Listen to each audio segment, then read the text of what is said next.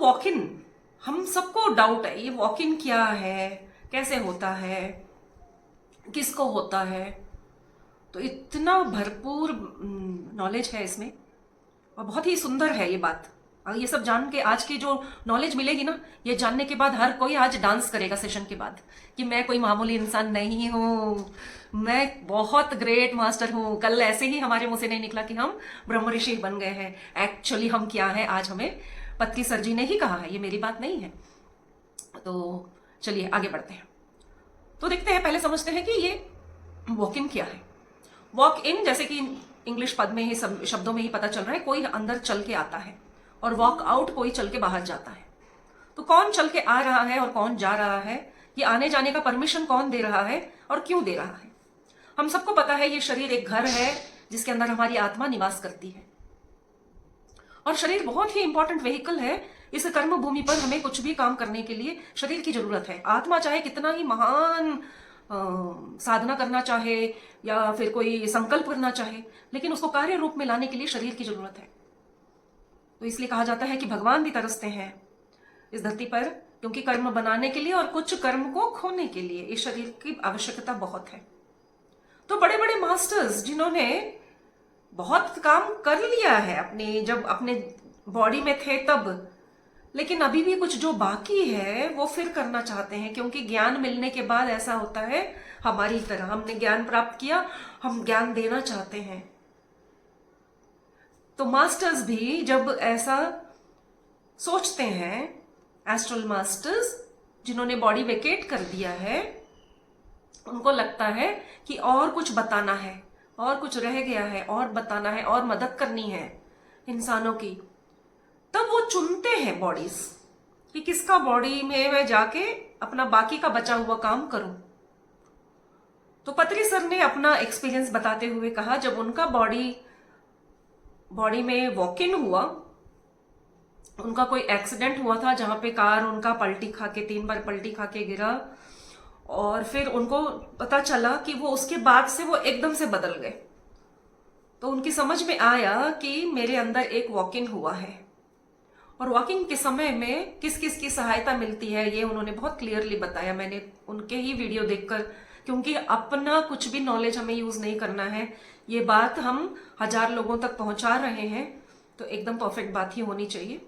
तो पत्री सर ने कहा कि जब वॉक इन होता है तो it is like a surgery, एक सर्जरी हो रही होती है। तो टेबल पे रख के बॉडी को, जैसे डॉक्टर्स प्रोटेक्ट करने वाला एक होता है, एक ऑपरेशन करने वाला होता है, एक देखने वाला होता है कि कुछ कम ज्यादा हो गया तो हैंडल कर लेंगे, है ना। तो दूसरा होता है टूल्स देने वाला, ऑपरेशन के लिए ये सामग्री जो देते हैं।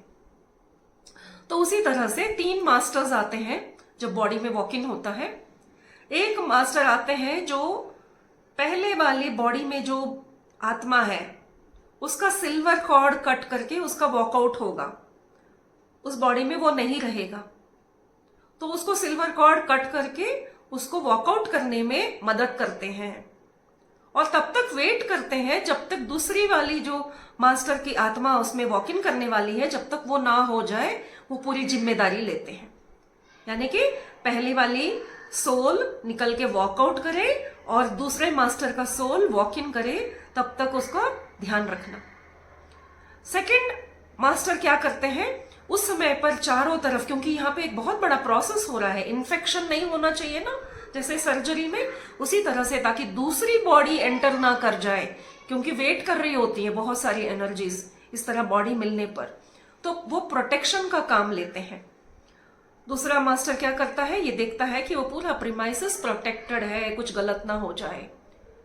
और तीसरा मास्टर है जो बॉडी में वॉकआउट होने के बाद वॉक इन करता है, और पूरा प्रोसेस होने तक वो वहां रहता है। तो इस तरह से ये तीनों मास्टर्स एक जगह पे रहकर वॉक इन और ओल्ड सोल का वॉकआउट का प्रोसेस सक्सेसफुल करते हैं। पत्री सर के टाइम पर जो 3 मास्टर्स थे उनको पता चला कि पहले थे लोक संग्रामपा, राघवेंद्र स्वामी और लाहिरी महाशय। तो उन्होंने कहा कि ये 3 मास्टर्स ने मेरे अंदर वॉक इन करके ये प्रोसेस किया। ये जो वॉक इन का प्रोसेस हमें हमेशा से पता था, लेकिन हम इसको दूसरे शब्दों में बोलते थे। इसका परकाया प्रवेश बहुत बार हुआ है, बहुत सारे संतों की कहानियों में हमने ये शब्द सुना है, परकाया प्रवेश। सिद्धियों के कहानियां सुनेंगे, उसमें भी आपको मिलेगा परकाया प्रवेश के बारे में विषय आएगा। तो कोई नई बात नहीं है। तो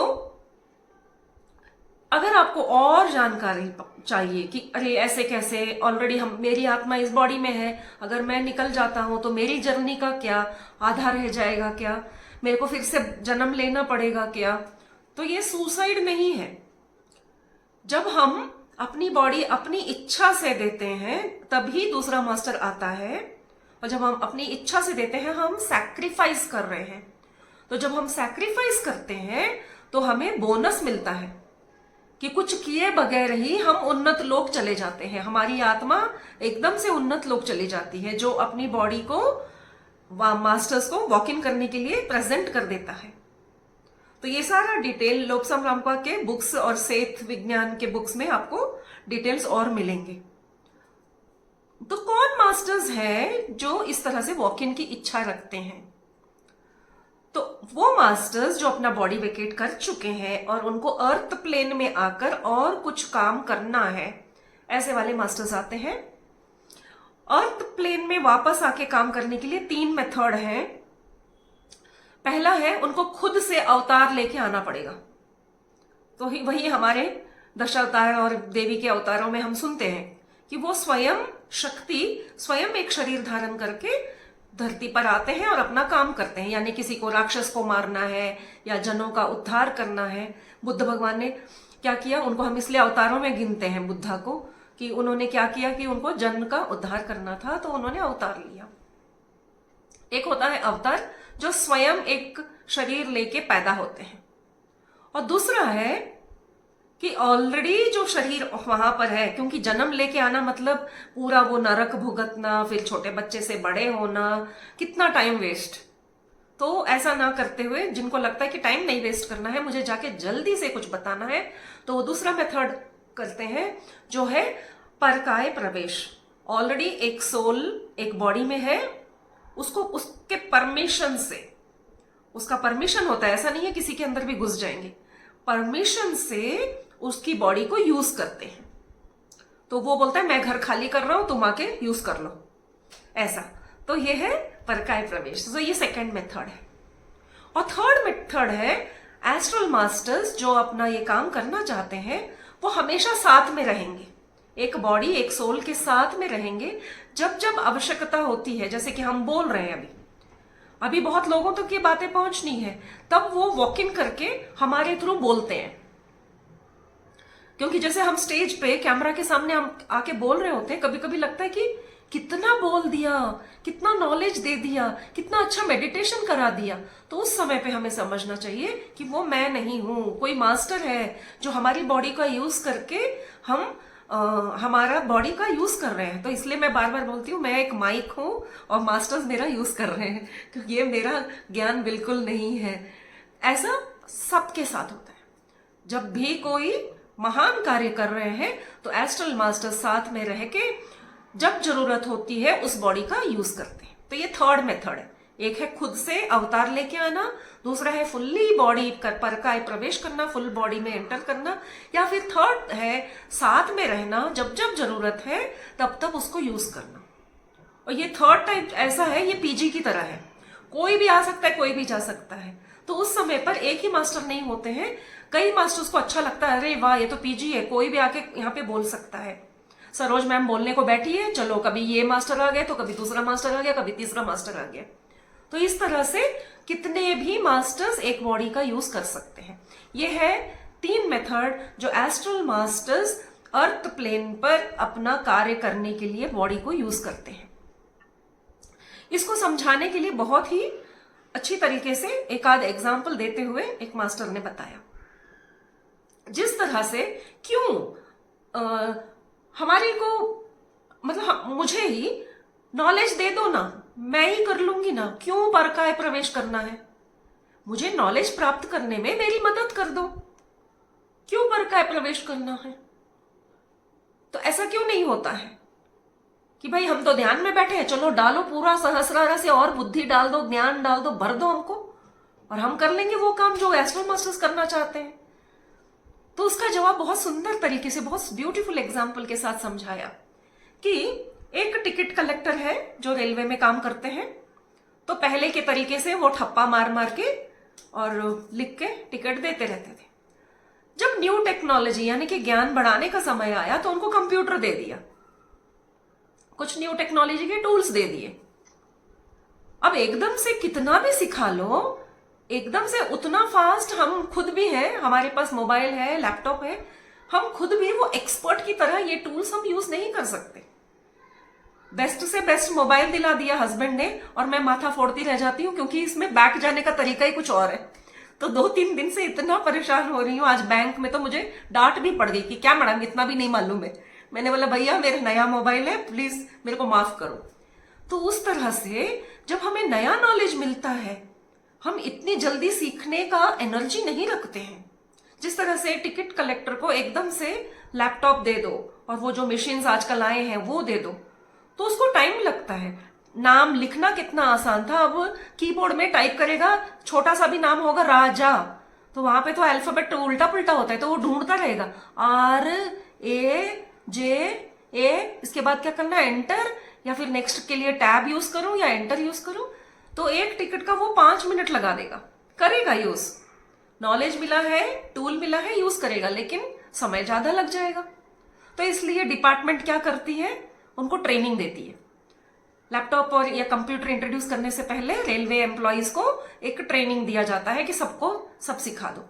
लेकिन फिर भी जो सीनियर्स होते हैं वो जल्दी से सीख नहीं पाते हैं। फिर क्या होता है, ऐसा करेंगे तो काम नहीं चलेगा, तो क्या करते हैं, उनको VRS दे देते हैं, बोलते हैं आप छुट्टी ले लो, आपको पूरा पैसा भी दे देंगे। और जो नया ऑलरेडी सीखा हुआ न्यू जनरेशन का है, जो बहुत क्विक करेगा, जो 1 ही मिनट में 100 लोगों का टिकट निकाल सकता है, उसको वो टेक्नोलॉजी मालूम है, उसको वो जॉब देंगे। उसी तरह से टिकट कलेक्टर की तरह हमारा सोल है, जो हम सीखने आए हैं और सीखा हुआ है वो हम करते जाएंगे। लेकिन जैसे ही अधिक ज्ञान मिलता है, लेकिन हम उसका उपयोग नहीं कर रहे। हम तो बोल रहे हैं ध्यान में बैठे हैं तो ज्ञान की गंगा बह रही है, ज्ञान मिल रहा है, सब पता है, लेकिन कर क्या रहे हैं, उसका उपयोग कहाँ हो रहा है, नहीं हो रहा है, उतना नहीं हो रहा है जितना होना चाहिए, बहुत 1% हो रहा है। एस्ट्रल मास्टर्स जब देखते हैं तो उनको लगता है अरे ये तो पर्सन रेडी है, पोस्ट है वहां पे, टिकट कलेक्टर का पोस्ट है, यानी कि ये शरीर उस योग्य है, लेकिन वो काम नहीं कर रहा है, तो उसको वहां से सिर्फ उस आत्मा को हटाएंगे। टिकट कलेक्टर वही रहेगा, पोस्ट वही रहेगा, तो वॉक इन करेंगे। जिसको बहुत अच्छे से काम करना आता है, जिसको ये लैपटॉप चलाना बहुत अच्छे से आता है, तो वो होते हैं हमारे वो मास्टर्स। जब मास्टर्स एंटर करते हैं, छक्काचक इसी बॉडी से, इसी अकल से, इसी मन से, इसी परिवार के साथ रहते हुए मैं ही ध्यान प्रचार खूब अच्छे से करूंगी, मैं ही रोज 10-10 वीडियो बनाऊंगी, मैं ही रोज इतने नॉलेज बांटूंगी, मैं ही 4-4 बुक पढ़ूंगी जो मैंने इससे पहले कभी किया नहीं था। वही मैं हूं, वही सब कुछ है, लेकिन मैंने वो नहीं किया। तो अगर हम अपने आप को अगर देखते हैं, हम सब में वो बदलाव आया है। तो पत्री सर कहते हैं कि पिरामिड मास्टर्स में 80% मास्टर्स के वॉक इन हुआ है। 80% मास्टर्स के अंदर वॉक इन है, इसीलिए 24/7 हम ध्यान की बात कर सकते हैं। 24/7 हम ध्यान के लिए क्या करना है उसकी ही उत्साह में बने रहते हैं। 24/7 हम या रैलीज कर सकते हैं, कहीं जाने को बोलो चले भी जाएंगे, लोगों को इकट्ठा करने के लिए बोलो हम कॉल पे कॉल कर सकते हैं। जिसको कॉल करना बिल्कुल पसंद नहीं था, हम बोलते थे मोबाइल नहीं टच करती हूँ, मैं कॉल्स नहीं करती हूँ, आज मोबाइल नीचे नहीं रख रहे हम कि किसको बताऊं और किसको सुनाऊं और किसको इकट्ठा करूं, किसी को बुला के क्लास में बिठाऊं। कितना हम उस संकल्प की ओर काम कर रहे हैं। तो क्या मैं वही हूं? मैं तो वैसी नहीं थी। हम तो आराम से सोते थे, खाते थे, पीते थे, पिक्चरें देख के मस्त मजा थे कि बहुत अच्छी लाइफ है भैया। एकदम से ध्यान सीखते ही हम ऐसे चेंज कैसे हो गए? क्योंकि हम उस योग्य हैं। पत्री सर कहते हैं कि हमने 1000 साल भौतिक जीवन का मजा लिया है, तो 1000 साल हमने आध्यात्मिकता में भी 1000 साल निकाले हैं। तब जाके हम आज पिरामिड मास्टर्स बने हैं, और आज हम दोनों को बैलेंस करने के लिए रेडी भी हैं। हम इसलिए मिडिल पाथ कर रहे हैं क्योंकि हम दोनों का ज्ञान रखते हैं, हमें बैलेंस करना आता है। पत्री सर कहते थे कि पिरामिड मास्टर्स 2 घोड़े के ऊपर सवार होके चल सकता है, इसलिए उन्होंने सन्यास की बात नहीं की, घर छोड़ने की बात नहीं की, क्योंकि जानते हैं जो मास्टर सबके वॉक इन हुआ है, उनको वो नॉलेज है किस तरह से उनके संकल्प की ओर हम वर्क कर सकते हैं। तो इस तरह के वॉक इन कहां हुए हैं? कुछ थियोसॉफिकल सोसाइटीज ने रिसर्च भी किया है कि ये कितना सच है। तो अगर किसी के वॉक इन होता है तो आपकी आंखों के सामने ही वो इंसान बहुत ही बदला हुआ दिख जाएगा।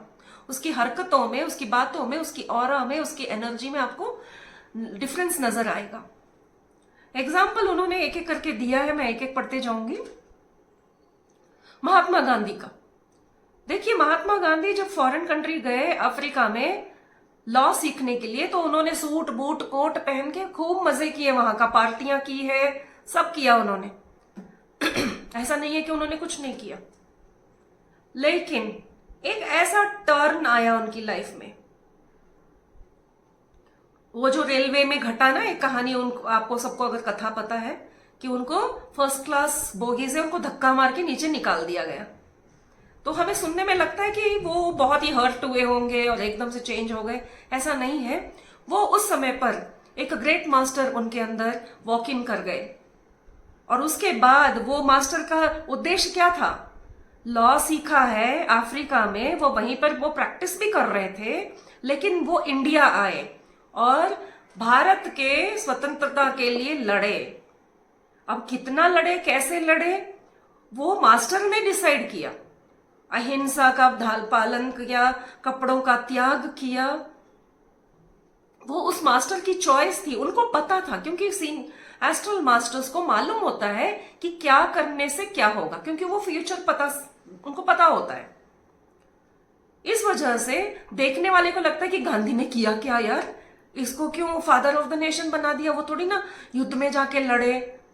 तो there are 2 school of thoughts ना। जब हम महात्मा गांधी को बहुत महान बताते हैं तो एक स्कूल ऑफ थॉट उसको हजम नहीं करता है, बोलता नहीं, लड़े तो भगत सिंह थे, लड़े तो कुछ शिवाजी थे, उनका नाम क्यों नहीं फादर ऑफ नेशन बनाया गया? लेकिन वजह बने गांधी जी, क्योंकि उनके अंदर वॉक इन हुआ।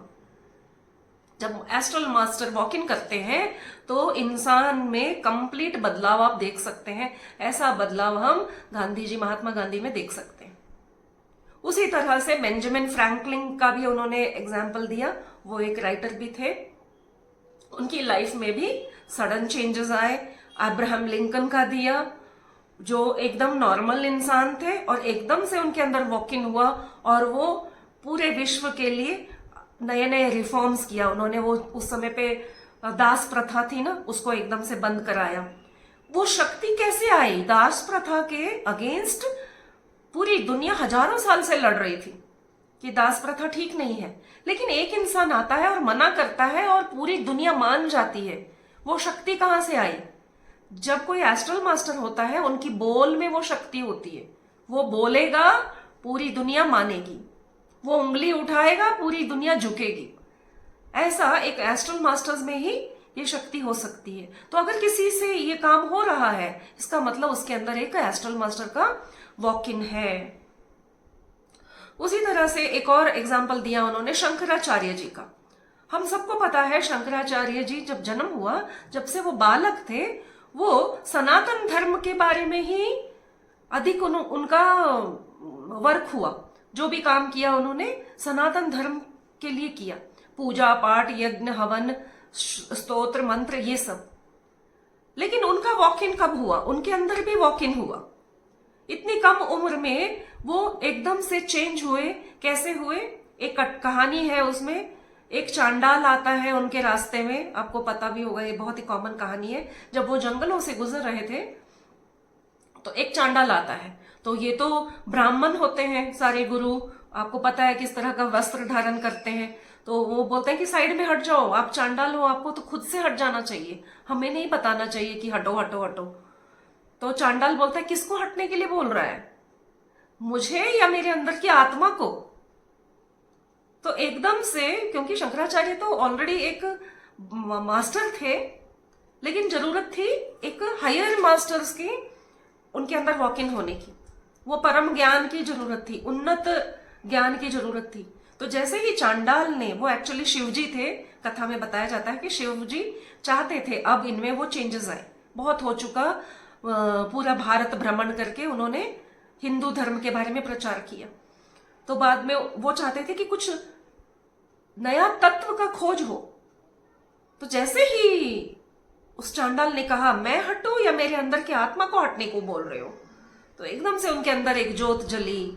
उस समय पे उनके अंदर एक एनर्जी की वॉक इन हुई, और वो जो हिंदू धर्म और सनातन धर्म की बात कर रहे थे, वो एकदम से अद्वैत के बारे में बोलने लगे। तो उसके बाद में उनका काम अद्वैत पे हो गया। जो आज भी हम उनको अद्वैत के लिए ही मानते हैं कि कोई अलग नहीं है, मैं अलग नहीं हूं और मेरी आत्मा अलग नहीं है। ये अद्वैत वाली ज्ञान उन्हें उस समय पे मिला। इसी तरह जीसस क्राइस्ट के लिए भी बताया गया है। जीसस क्राइस्ट जब तक वो उस एज तक पहुंचे, बहुत लोगों को तो हिस्ट्री में मतलब उसका रिकॉर्ड भी नहीं है कि बीच में जीसस क्राइस्ट गायब हो गए, उनका कोई रिकॉर्ड नहीं है कि उतने साल तक वो कहां गए। लेकिन जैसे ही वो सबके सामने आए, उनके अंदर वॉक इन हो चुकी थी और वो बन गए थे हीलर। तब तक वो नॉर्मल इंसान थे, वो भी जा रहे थे, खा रहे थे, पी रहे थे, अपनी साधना कर रहे थे। लेकिन जैसे ही वो फिर से सबके सामने प्रत्यक्ष हुए, वो ऑलरेडी बन चुके थे एक हीलर। वो गरीबों को हील करने लगे थे, जिसको भी छूते वो हील हो जाता, बीमार को छूते वो हील हो जाता, भूखे को रोटी देते उसका पेट भर जाता। तो उनके अंदर भी उस समय पर एक वॉक इन हुआ, और फिर वो परमानेंट वॉक इन हुआ, और उसके बाद जीसस क्राइस्ट स्वयं एक महान मास्टर बन गए।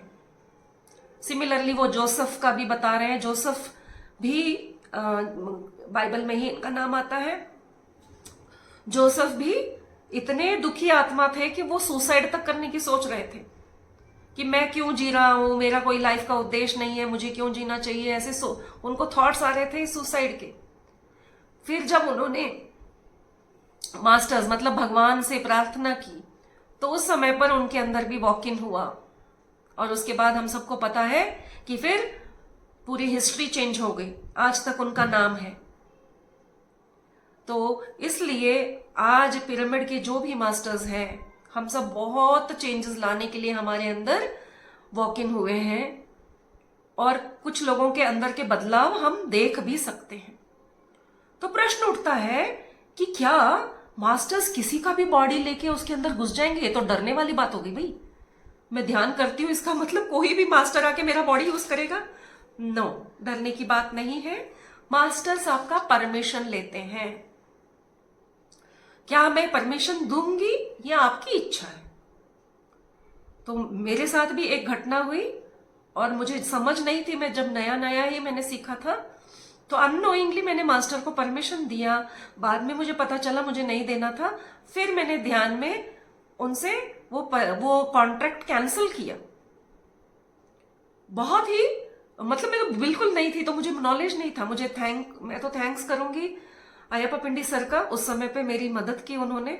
मैं उसके बाद डर गई कि ये सब क्या हो रहा है, मैं तो ध्यान का मतलब कुछ और ही समझ रही थी, ये वॉक इन वगैरह क्या होता है। तो वॉक इन के लिए हम मना भी कर सकते हैं। इसी तरह एक बहुत ही महान जेडी कृष्णमूर्ति सर, आप सबको पता होगा,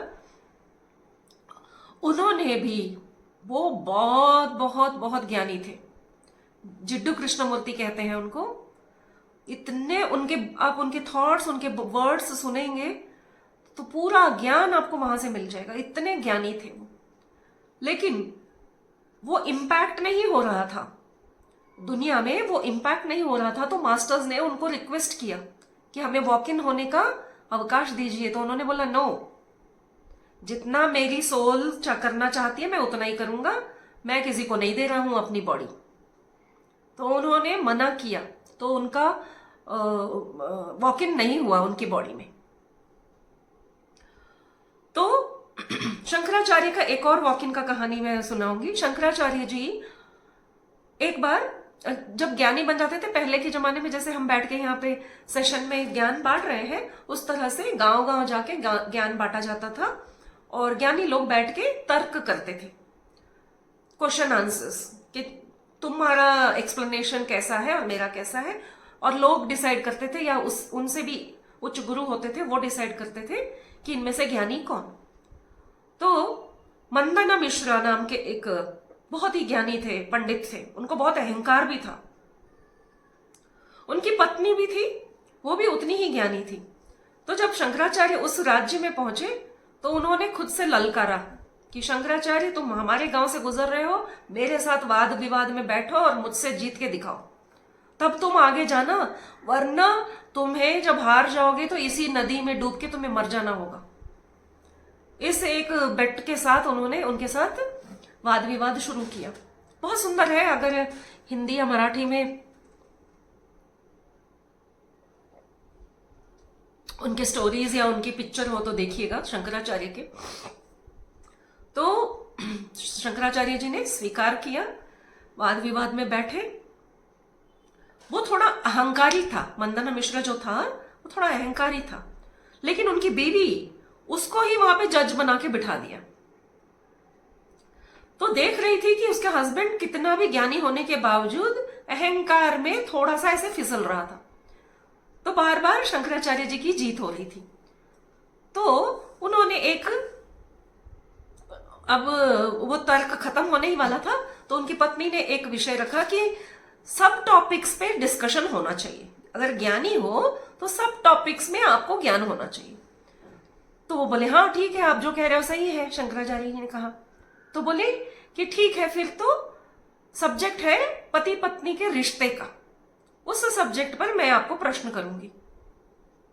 तो शंकराचार्य जी तो अबाल ब्रह्मचारी, वो बोले इस विषय में मेरे को कोई ज्ञान नहीं है। तो वो बोली फिर तो तुम हार गए, अब मेरा पति ही जीता।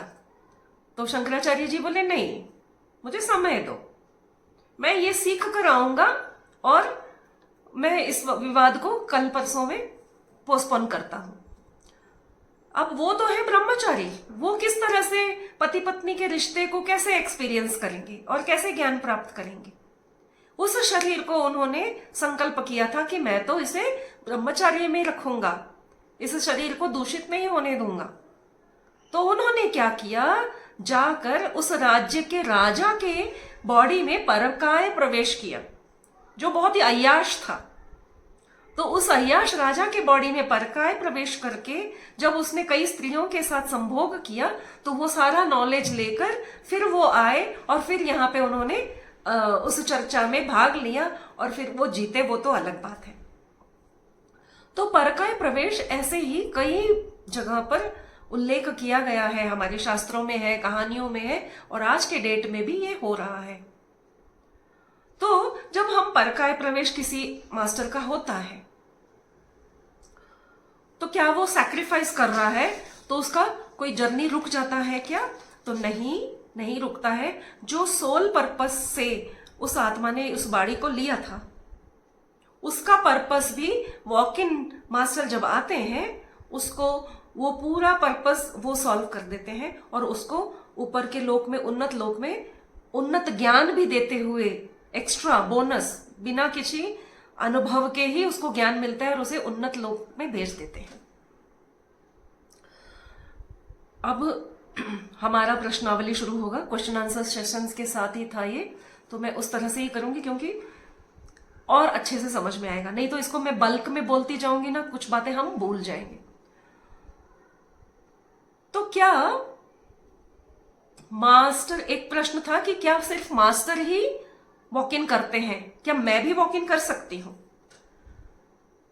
तो यस, मास्टर्स, उन्नत लोक के मास्टर्स जब कोई काम करना चाहते हैं तो ऑलरेडी जो धरती पर मास्टर्स हैं, जो बहुत ही ऑलरेडी उन्नत हो चुके हैं अपनी साधना में, ऐसे बेफालतू का किसी की भी बॉडी में नहीं जाएंगे वो।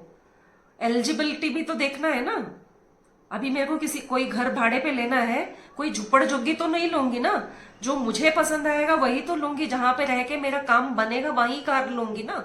तो उसी तरह से एस्ट्रल मास्टर्स भी उसी तरह के बॉडी को चूज करते हैं जहां से उनका काम और आगे बढ़ सके। ये हुआ 1 पॉइंट। एक और है कि मैं किसी मास्टर के बॉडी में परकाय प्रवेश कर सकती हूँ। क्या मैं वॉक इन कर सकती हूँ? मैं हनुमान जी में, मैं देवी माता में, मैं पत्री सर में, या महाअवतार बाबा जी की बॉडी में, मैं सरोज, क्या मैं वॉक इन कर सकती हूँ? यस, कर सकते हैं। ऐसा कई पिरामिड मास्टर्स कर रहे हैं। इसका एक एग्जाम्पल देते हुए सर ने बताया कि ये शायद मैं बताऊंगी, पत्री सर ने भी एक बताया था, ये दूसरे सर ने बताया है। तो एक बार ये गए थे कहीं पर सेशन करने के लिए मास्टर। वहां एक लड़की आई और उन्होंने बोला कि मुझे वॉक इन करना है, क्या आप मेरी मदद करेंगे? तो सर ने बोला कि तुम्हें वॉक इन करना है? तो बोली हाँ। तो बोले हाँ ठीक है, बैठो, संकल्प करो और ध्यान में बैठो।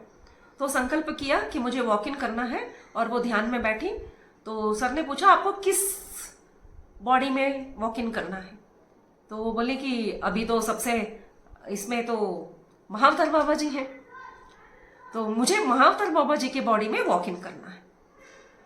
तो मेरी बॉडी में अगर मास्टर्स को एंटर करना है तो वो मेरी परमिशन मांगते हैं, और हाँ ना करना मेरी मर्जी है। उसी तरह से मैं अगर किसी के बॉडी में जाऊंगी तो मुझे भी वो परमिशन देंगे, तभी मैं उनकी बॉडी में परकाय प्रवेश कर पाऊंगी। तो वो ध्यान में बैठी और उन्होंने बोला कि आप महाअवतार बाबा जी से पूछिए कि क्या मैं आपकी बॉडी में वॉक इन कर सकती हूं। तो उन्होंने पूछा तो महाअवतार बाबा जी ने मना किया, बोले नो, क्योंकि तुम्हारी एनर्जी उतनी नहीं है कि तुम मेरे अंदर आ सको, क्योंकि अपनी भी एनर्जी इंपॉर्टेंट है ना। जैसे बोलेंगे भाड़े के घर में तो अच्छा वाला हम बंगला ढूंढेंगे तो ओनर बोलेगा तुम्हारी औकात नहीं है इसका पेमेंट करने की, तो ये घर तुम्हारे लिए नहीं है। उसी तरह से मास्टर ने बोला कि नहीं, तुम उतना रेडी नहीं हो, तुम्हारी एनर्जी कम है, मेरी बॉडी में आप नहीं कर सकते। तो उन्होंने सर को बोला अरे सर इन्होंने तो मना कर दिया। तो बोले दूसरा कौन? तो बोले हनुमान जी। तो वो बोले ठीक है, हनुमान जी को रिक्वेस्ट करो। तो उन्होंने हनुमान जी को इनवाइट किया और उनसे रिक्वेस्ट किया कि हनुमान जी मुझे आपकी बॉडी में प्रवेश करना है। तो हनुमान जी, क्योंकि एस्ट्रल मास्टर सब एक्सेप्ट करते ही हैं, तो हनुमान जी हम सबको पता है भोले भाले हनुमान जी किसी चीज से डरते नहीं है, तुम कम हो या ज्यादा हो, उन्होंने परमिशन दे दिया। तो क्लैरिटी के लिए यहाँ पे देखिए कितना, मुझे ये वाला संवाद बहुत अच्छा लगा कि हम ध्यानी को किस तरह से मास्टर्स के साथ कम्युनिकेशन करना चाहिए, इसमें बहुत क्लैरिटी है फ्रेंड्स, बहुत ध्यान से सुनिए। तो जब वो हनुमान जी की बॉडी में प्रवेश करने के लिए परमिशन मांगा तो उन्होंने हनुमान जी से ही पूछा कि क्या फायदा होगा मुझे अगर मैं आपकी बॉडी में प्रवेश करूंगी। तो हनुमान जी ने बोला कि तुम मेरी बॉडी में प्रवेश करोगी तो मैं तो पूरा एनर्जी वाला हूं, तो तुम भी वो बन जाओगी, जब मेरे अंदर आओगी तुम भी वो बन जाओगी जो मैं हूं, यानी कि तुम हनुमान की एनर्जी वाली बन जाओगी। तो फिर उन्होंने हनुमान जी में परकाय प्रवेश किया, वॉक इन किया, और उनकी एनर्जी को बहुत इंस्टेंटली, नहीं तो हमें इतना ध्यान करके 4-4 घंटे 5-5 घंटे ध्यान करके हमें अपनी एनर्जी को उठाना होता है, लेकिन जब हम हायर मास्टर्स के साथ जुड़ते हैं तो उनकी एनर्जी हमें हेल्प करती है। तो इनकी एनर्जी अब हाई हो गई। जब हाई हुई तो अब क्या बोली वो? सर ने बोला अब तुम उनके अंदर हो ना, अब तुम उन्हें अपने अंदर बुलाओ। तो अब तो ये फुल एनर्जी वाली है, अब तो कितने भी बड़े मास्टर को वो बुला सकती हैं, यानी कि ये एक आलीशान बंगला है अब। तो उन्होंने हनुमान जी को बोला हनुमान जी अब आप मेरे अंदर प्रवेश हो जाओ। तो हनुमान जी, क्योंकि उनकी एनर्जी काफी थी, तो वो प्रवेश कर गए। और जैसे ही हनुमान एनर्जी और एडिशन हुआ, कितना भी हो, मैं उनके अंदर जाके, मतलब बकेट लेके कुएं में जाओ, बकेट भर के ही हम लाएंगे, लेकिन अपने अंदर कुआं ही भर लो तो वही हालत हुई कि जब हनुमान एनर्जी आई तो इनके एनर्जी का ठिकाना नहीं। तब उन्होंने बोला महाअवतार बाबा जी को, अब देखिए क्या मैं लायक हूं आपकी एनर्जी से जुड़ने के लिए, आपके अंदर वॉक इन करने के लिए। तो महाअवतार बाबा जी ने बोला यस, अब आपकी एनर्जी ऐसी है कि आप मेरे अंदर वॉक इन कर सकते हैं। तो अगर जब हम इस तरह से एक मास्टर को, उन्नत मास्टर्स का वॉक इन करवाते हैं तो होता क्या है। तो उन्होंने वो प्रश्न किया हनुमान जी से भी कि जब मैं आई तो मुझे एनर्जी मिली, जब मैंने आपको वॉक इन करवाया, अपने अंदर परमिशन दिया मेरे अंदर आने के लिए, तो मेरे अंदर क्या होगा। तो उन्होंने बोला जन्मों जन्मों के जो ब्लॉकेजेस हैं वो सारे मिट जाएंगे, तो सारे ब्लॉकेजेस आपके क्लियर हो जाएंगे। तो जब बाबा जी, अब महाअवतार बाबा जी को उन्होंने वॉक इन के लिए इनवाइट किया, उनसे पूछा बाबा जी अब तो मैं पूरा एनर्जी में भर गई हूं, अब मैं अगर आपके अंदर वॉक इन करती हूं तो मुझे क्या मिलेगा। देखिए ये कहानी नहीं है, ये सच्चाई है। एक मास्टर के साथ जो हुआ था, एक सीनियर मास्टर ने ये डिस्कस किया है, वही बातें मैं आप तक पहुंचा रही हूं। कोई बुनी हुई कहानी नहीं है, इसमें 1000% सच्चाई है। तो जब महाअवतार बाबा जी से उन्होंने पूछा कि अब मैं तो पूरी एनर्जी की हो गई हूं और आपने बोला था मेरी एनर्जी कम पड़ेगी आपके अंदर वॉक इन करने के लिए, अब मैं वॉक इन के लिए तैयार हूं, लेकिन मुझे बताइए कि मेरा क्या फायदा होगा। तो महाअवतार बाबा जी ने बोला कि मेरे अंदर सारे एस्ट्रल मास्टर्स हैं और उनका ज्ञान भरा हुआ है। इसका मतलब सिर्फ मास्टर्स है का मतलब क्या है, सारा ज्ञान भरा है। और जब तुम मेरे अंदर वॉक इन करोगे तो तुम्हें इतनी ऐसी एनर्जी और ऐसा ज्ञान मिलेगा जो माउंट एवरेस्ट के जितना हाई होगा, मतलब highest possible knowledge and highest possible energy, इसका आपको अनुभव होगा। ये था महाअवतार बाबा जी का कथन जब उन्होंने ये प्रश्न किया। इसी तरह से उन्होंने एक कभी और इंसिडेंट पे एक स्टूडेंट से भी पूछा कि क्या तुम्हें वॉक इन करना है, क्योंकि देखिए हमें फर्स्ट हैंड एक्सपीरियंसेस चाहिए। पहले के जो मैंने बताए अब्राहम लिंकन के और महात्मा गांधी के, ये तो हो चुके थे। आज के टाइम पे पिरामिड मास्टर्स के साथ जो हो रहे हैं, कुछ एक आध हमें वो भी सुन लेना चाहिए, ताकि हमें विश्वास भी होगा और अच्छा भी लगेगा, क्योंकि ये बातें जल्दी हम तक पहुंचती नहीं है। तो ये सीनियर मास्टर एक स्टूडेंट से उन्होंने पूछा, इंजीनियरिंग स्टूडेंट थे वो, कि आपको वॉक इन करवाना है, करना है। तो बोले हाँ।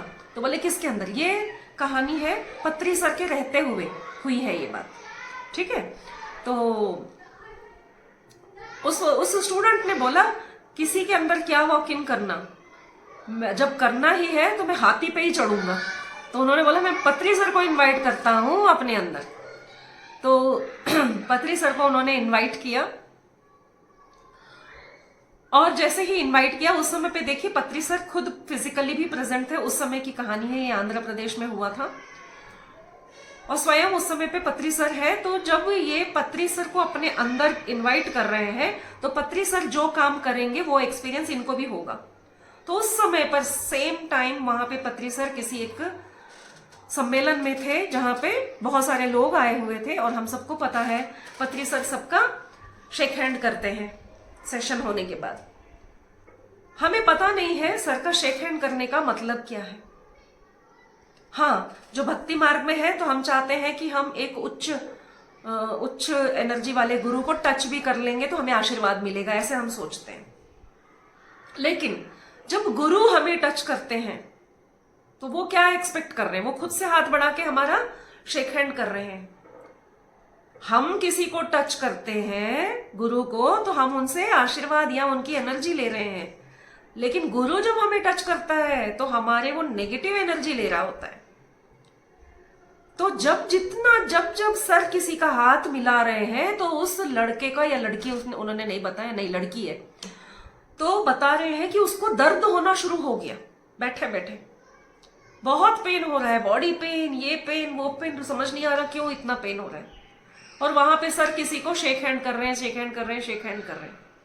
यानी कि सर जब किसी को टच करके शेक हैंड करते हैं उनका कर्मा लेते जाते हैं, और वो इतना पेनफुल होता है कि इतने महान आत्मा इतने महान साधक होने के बावजूद भी पत्री सर का बॉडी हमेशा पेन रहता था। आप सब पता नहीं जानते हैं नहीं जानते, हर वक्त उनके पैरों को दबाते रहते थे बहुत सारे पिरामिड मास्टर्स। हमें लगता था सेवा कर रहे हैं, नहीं, उनके बॉडी में बहुत पेन होता था, बहुत पेन। ये बातें हमने शिरडी साईं बाबा की कहानियों में भी बहुत बार सुना है कि बाबा उन किसी का दुख देखकर, आप चाहे बताओ या ना बताओ, उनका दर्द ले लेते थे। कितनों का कैंसर उन्होंने ले लिया, वो मरने से पहले भी उन्होंने अपने कैंसर का गांठ, उन्होंने ट्रीटमेंट भी नहीं लिया। उनके पेट के ऊपर एक इतना बड़ा सा फोड़ा हो गया, वो किसी और भक्त का उन्होंने कैंसर ले लिया था, वो कम भी नहीं होता था, इतना वो सड़ गल गया था कि उनके भक्तों में एक कोढ़ी आ गए थे लास्ट में, जिसको कोई छूते नहीं थे। वो भक्त उनका कोढ़ी वाला, क्योंकि उनको अपना सफाई करने का तरीका मालूम था, तो वो बाबा के उस फोड़े को क्लीन करता था। उस समय पर वहां पे एक डॉक्टर भी आते थे साईं बाबा के दरबार में। वो कहते थे कि मैं ट्रीटमेंट कर दूंगा, जल्दी ठीक हो जाएगा। वो बोलते थे नहीं, ये जो कर रहा है बस इतना काफी है। तो बस घी लगा के जो मरहम पट्टी होती थी उतना ही होता था फ्रेंड्स। तो जब मास्टर्स हमसे संपर्क करते हैं तब इस तरह से हमारा कर्मा सब खींच लेते हैं। तो उस लड़की ने तौबा किया कि भाई मेरी एनर्जी नहीं है इतनी कि मैं पत्री सर की तरह सबका कर्मा ले सकूं। और इमीडिएटली उन्होंने बोला कि नहीं, बस स्टॉप। मैं फिर वापस पत्री सर को वॉकआउट करने के लिए उन्होंने रिक्वेस्ट किया। तो ये बातें सर ने बताया कि ध्यान आंध्रा मैगजीन में भी छपा, पत्री सर ने खुद इस विषय को वहां पे बताया और मैगजीन में भी छपा है ये। और आगे चलते हुए इस विषय में और जानकारी प्राप्त करने के लिए 7 o'clock तक करेंगे। अगला प्रश्न पूछ रहे हैं कि किस तरह से अगर वॉक इन हो जाता है, जिस तरह बताया जा रहा है कि पिरामिड मास्टर्स में 80% के मास्टर्स में वॉक इन हो चुका है, तो कैसे लक्षण होते हैं जो पता करेंगे कि इनके अंदर वॉक इन हुआ है। तो बता रहे हैं क्योंकि एक पर्पस के साथ मास्टर वॉक इन करते हैं तो उनका पर्पस की तरफ ही ध्यान होता है। तो वो मास्टर यानी कि हम आप में से कोई अगर अपने परिवार को अलक्ष्य कर रहा है, उसका मन नहीं लगता परिवार की बातों में, शादी ब्याह यहाँ जाओ वहां जाओ, उसका मन नहीं लग रहा है, रिलेटिव्स के साथ कोई रिश्ता नहीं रख रहे, ना फ्रेंड्स के साथ मिलना जुलना है, ना फैमिली के साथ ज्यादा समय बिता रहे हैं, हर वक्त ध्यान ध्यान ध्यान ध्यान ध्यान, ऐसा अगर कोई कर रहा है तो उसके अंदर वॉक इन हुआ है। एक बहुत सुंदर प्रश्न किया था उस एंकर ने कि अगर, देखिए पिक्चरों की तरह हमारा दिमाग चलता है ना, इस बॉडी में कोई और मास्टर आ गया तो इनका रिलेशन उनकी वाइफ और बच्चों के साथ कैसा रहेगा? वो तो नहीं है अंदर, ये तो कोई और है। तो बोल रहे हैं कि नहीं, मेमोरी लॉस नहीं होता है क्योंकि मन शरीर के साथ ही जुड़ा हुआ है। उसको सब पता है कि ये मेरी बीवी है, ये मेरा बच्चा है, मेरा कर्तव्य क्या है, सब उनको ध्यान रहता है। वो अपना कर्तव्य पालन करते ही हैं।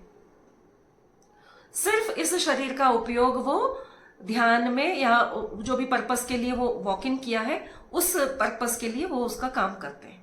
लेकिन डिफरेंस मालूम पड़ेगा कि अब वो उतना लगाव नहीं रखते। उनको मालूम है ये मेरा फ्रेंड है, लेकिन फ्रेंड के साथ वो फ्रेंडशिप नहीं है। उनको मालूम है ये मेरा परिवार है, लेकिन परिवार के साथ उतना घनिष्ठ रिश्ता नहीं है, उतना अट्रैक्शन नहीं है। इन दोनों को बैलेंस करते हुए चलना इसीलिए कहा गया है।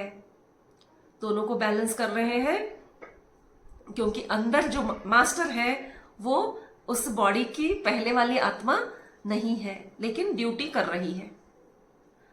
ओके, तो इतना तक हमारा क्लियर हो गया। अब कुछ आध प्रश्न और है, वो देखते हैं क्या है कि अगर वॉक इन होता है तो कब कब होता है वॉक इन, और जब वॉक इन होता है तो उस ओल्ड आत्मा का क्या होता है, जो आत्मा वॉकआउट करके जा रही है तो उसका क्या होता है। तो मैंने अभी डिस्कस किया था कि वो उन्नत लोक में चली जाती है और उन्नत ज्ञान की प्राप्ति करती है और फिर जाके आगे का काम संभालती है। जो डेथ के बाद उनको होना होता है ना कि दूसरा डायमेंशन में जाके कोई और काम करना है, तो वो आत्मा को प्रमोशन मिल गया तो वो उन्नत लोग जाके वहां का काम संभालती है। उसे कोई बुरा नहीं लगता है कि बॉडी छोड़ के गए हैं। जैसे बॉडी वेकेट करने पर आराम से चला जाता है, उसी तरह से अपना सोल जब वो वॉक इन के लिए परमिशन देता है तो बिना किसी दुख के वो चला जाता है हायर डायमेंशंस में। एक और एग्जाम्पल दे रहे हैं कि एक ही बॉडी में कई मास्टर्स का वॉक इन कैसे होता है। हम सबको मालूम होगा, काकूबाला सर है, बल्लारी में या करनूल में है शायद, वो वेंकटेश काकूबाला सर है उनका नाम है। उनके अंदर 4-5 मास्टर्स का वॉक इन होता रहता है। महाअवतार बाबा जी का हुआ, साईं बाबा का भी होता है, तो शिव जी का मतलब ईश्वर का भी होता है, और सिसारो मास्टर्स जो अन्य ग्रह से आए हुए मास्टर हैं उनका भी होता है। तो जब वो बात करते हैं, किसी एक मास्टर को इनवाइट करके बात करते हैं, तो एकदम से उनका वॉइस, उनकी भाषा चेंज हो जाती है। मैंने खुद उनके बहुत सारे सेशन अटेंड किए हैं। वो कन्नड़ा बोलने वाले हैं, लेकिन जैसे ही वो सेशन शुरू होता है, डिपेंडिंग ऑन द मास्टर जो वॉक इन कर रहे हैं या चैनलिंग हो रहा है, उनकी भाषा चेंज हो जाती है, बोलने का तरीका है, ऐसे करके बोलने लग जाते हैं, वो वॉइस भी चेंज हो जाती है। तो जब सिसारो मास्टर्स जो बाहर के अन्य ग्रह से आते हैं तब वो इंग्लिश में बात करते हैं। महाअवतार बाबा जी आते हैं तो हिंदी में बात होती है। शिव जी आते हैं तो कन्नड़ा में बोलते हैं। तो इस तरह से जो मास्टर उनके अंदर वॉक इन होते हैं वो अलग अलग, और बाकी के टाइम पे नॉर्मल वो वेंकटेश काकूबाला सर रहते हैं। तो इस तरह से वॉक इन कई तरह के हैं। तो चैनलिंग और वॉकिंग दोनों सेम है। वॉक इन में 2 टाइप्स है, एक परमानेंट, एक टेम्पररी। कोई महान काम होता है, आप किसी को देखेंगे कुछ दिन तो इतना कर लिया, उसके बाद में सब छोड़ दिया फिर से। अरे कितना तो ध्यान प्रचार कर रहे थे, एकदम से क्या हुआ, सब छोड़ दिया, उसका विश्वास ही उठ गया ध्यान से। बोल रहे नहीं, मेरे को पीएसएसएम में नहीं रहना है, मेरा कुछ नहीं, यहाँ पे कनेक्टिविटी नहीं है। यानी कि सिर्फ उस समय तक एक मास्टर ने उस बॉडी को यूज किया, वॉक इन हुआ, अपना पर्पस किया, और जब जैसे ही बॉडी गई तो ये अपने कर्म अनुसार इसके विचार फिर से बदल गए। वो था टेम्पररी वॉक इन। और एक परमानेंट वॉक इन होता है जब सोल बिल्कुल ही हायर डायमेंशन में चला जाएगा और मास्टर का सोल हमेशा के लिए रह जाएगा। ओके, तो लास्ट पॉइंट ये बहुत सुंदर है, ये हमें याद रखना है फ्रेंड्स। हमें इस शरीर को कितना महत्व देना है। ये शरीर बहुत ही अमूल्य है फ्रेंड्स। ये नहीं होता तो हमारी आत्मा की जर्नी ही नहीं हो पाती। जैसे अगर मुझे कहीं जाना है, दिल्ली जाना है, कोई व्हीकल नहीं है तो मैं जाऊंगी कैसे? ना कार है, ना ट्रेन है, ना फ्लाइट है, तो मैं जाऊंगी कैसे? तो इसीलिए इस शरीर को बहुत ही प्यार करना चाहिए और बहुत रेस्पेक्ट करना चाहिए और सही से रखना चाहिए। इसके अंदर जो अन्न डाल रहे हैं उसका भी हमें ध्यान रखना चाहिए। और अगर हम साधना में आ जाते हैं तो ये शरीर ही हमारी मदद करता है। ध्यान में बैठ रहे हैं, घुटने में दर्द है, कमर में दर्द है, फिर भी हम ध्यान कर रहे हैं, कौन कोऑपरेट कर रहा है? ये शरीर। तो इसलिए जब ध्यान से निकलते हैं तो प्लीज अपने शरीर को थैंक यू जरूर बोलिएगा। इसका कोऑपरेशन नहीं हो रहा होता तो हम ध्यान नहीं कर पाते। इसी तरह से अगर कोई योगी है तो उसका शरीर तो उसके साथ वो बर्फ में बैठ रहा है, हिमालय पे चढ़ रहा है, नंगे पैर घूम रहा है, भूखा रह रहा है, साथ कौन दे रहा है? उसका शरीर। उसको उस साधना में उसका शरीर साथ दे रहा है। तो इसलिए जब योगी साधना के बाद बॉडी वेकेट करते हैं तो इसलिए बड़े मास्टर्स के बॉडी को हम जलाते नहीं हैं, डिस्पोज नहीं करते हैं, उनकी समाधि बनाई जाती है। तो ये प्रश्न किसी ने पत्री सर से पूछा था कि क्यों योगियों की समाधि बनती है और समाधि पे ऐसे पूजा होना या समाधि पे बैठ के ध्यान करना क्यों इतना इंपॉर्टेंट है। इस बात को समझाते हुए तब पत्री सर ने बोला था कि शरीर को कम ना समझो, शरीर के होने की वजह से ही उस आत्मा की जो भी संकल्प थी वो पूरी हुई है। साधना करने में उस शरीर ने बहुत ही सहकार दिया है, तो इसका बहुत इज्जत के साथ इसकी समाधि बनाइए। जितना आत्मा में एनर्जी आई है उस शरीर के कण कण में भी वो एनर्जी है। अगर कोई महान योगी है तो उसका शरीर भी उतना ही एनर्जेटिक है। और जब उसकी समाधि बनाई जाती है तो उस समाधि पर बैठकर, अगर उसके पास बैठकर भी हम ध्यान करते हैं, साधना करते हैं, तो हमें 3 गुनी एनर्जी मिलती है। इसीलिए समाधि पर बैठकर ध्यान करना एडवाइस किया गया है कि कहीं पर कोई भी योगी की समाधि है, जैसे शिरडी साईं बाबा की समाधि पे हम लोग जाते हैं, क्योंकि वहां पे 3 गुना एनर्जी मिलेगी। उस तरह से आपके आसपास भी कई महान योगियों के समाधि स्थल होंगे। अगर आप वहां जाके एनर्जी को इनवाइट करते हो, आपको 3 गुना एनर्जी आपको वहां से मिलेगी। तो उन्नत आत्मा के उन्नत शरीर को भी उतनी ही रिस्पेक्ट देनी चाहिए, क्योंकि वहां से हमें एनर्जी की प्राप्ति होगी। वैसे ही योगी के समाधि से जैसे 3 गुना हमें एनर्जी मिलती है, सर कहते हैं घर में ध्यान करने से, प्रकृति में बैठ के ध्यान करने पर भी हमें 3 गुना एनर्जी मिलती है।